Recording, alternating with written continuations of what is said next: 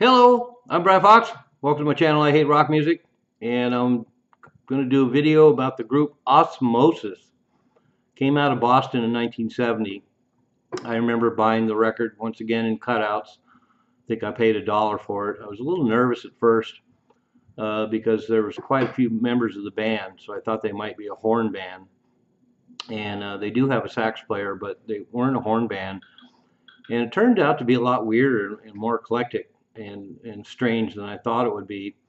And so I was pretty thrilled to get it at the tender age of 14. And I've enjoyed it ever since. And now it's great to live in an era when you can find out a lot more about the band. And Esoteric Records just reissued the album, so now it's commonly available. But it's Charles Beckler on keyboards and percussion, Bobby Clark on drums, Lou Peterson on second drums, Bobby Knox on vocals, Danny Comfort on bass, Andy Steinborn on guitar, and Charlie Mariano on flute and sax. And that's the biggest surprise. He already had a jazz career. He put out his first jazz record in 1949, so a little bit older.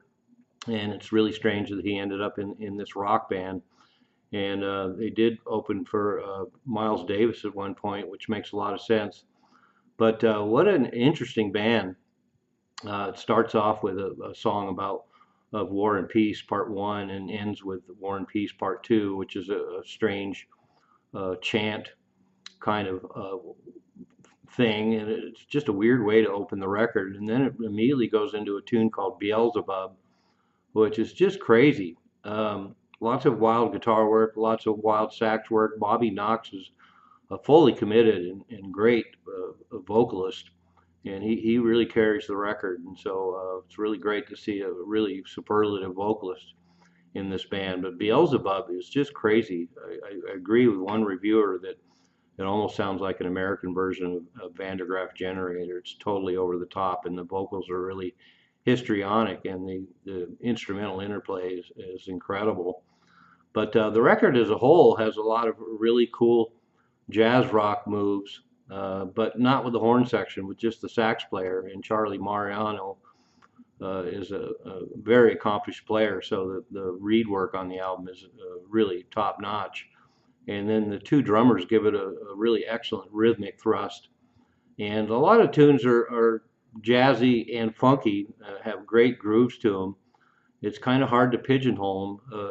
It's definitely rock, but the jazz and funk elements are really strong, and the grooves are so strong. It really gives it a unique flavor. And Andy Steinborn is an excellent guitar player, so there's great guitar work throughout the record. And the two drummers really give it a great rhythmic thrust, and which is great because they have such heavy grooves on this album. The two drummers really make it all happen. And so, totally unique band. The fact that they're a jazz rock band that has a lot of rock, the fact that they have two drummers, the fact that it's a pretty sizable lineup, and then the lyrics and the themes of the songs are pretty oblique as well. So, a really strange band, really one of a kind band.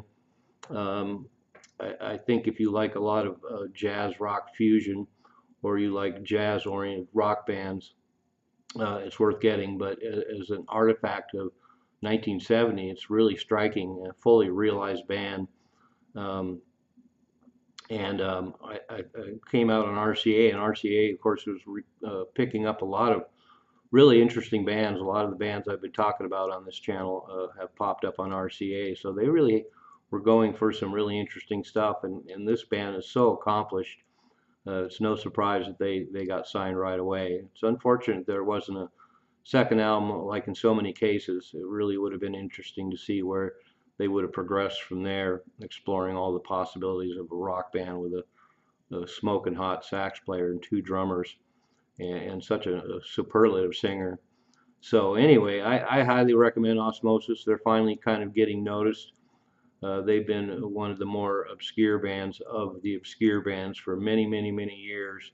And since I've been listening to them for 50 years, I'm really glad to see that they're kind of getting some notoriety and some attention now and being appreciated. because it is a really powerful record. It's really original record.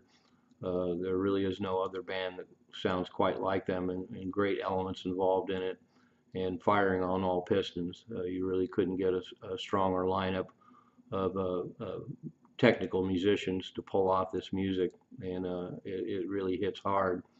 But once again, there's a rock band that just has these strange elements in it and a strange sensibility that really makes it all the more appealing. And so, a great jazz rock band.